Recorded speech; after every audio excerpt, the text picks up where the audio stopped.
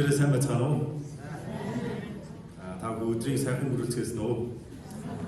Өнөөдөр семинарынхаа 2 дахь өдөр хүрэлцсэн та бүхэнд баярлалаа. Тэгээ өчигдөр бид нэр Библиэр дамжуулаад бас Бурхны бүтээсэн энэ дэлхийн ертөнцөөр дамжуулаад өөрсдийнхөө амьдралаар ч гэсэн дамжуулаад Бурхан байгаа Библи үнэн гэдэг талаар хамтдаа суралцсан. Өчигдөр сонссон зүйлээ та бүхэн гэртээ очиж жоохон бодож үзв үү? Үзсэн үү те? Маш баярлалаа. Энэ удаагийн семинараас та бүхнээс үнэхээр гоймоор байгаа зүйл юу вэ гэхээр та бүхэн энэ сонсож байгаа үгсээ дахин нэг удаа заавал бодож үзээд энэ яг үнэн байна уу худлаа байна уу гэдгийг заавал шалгаад үзээрэй гэж үзье.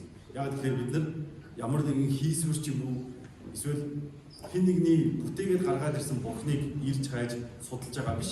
Жинхнээс амьд оршин байгаа төгс сүнчд Бурхныг судалж байгаа учраас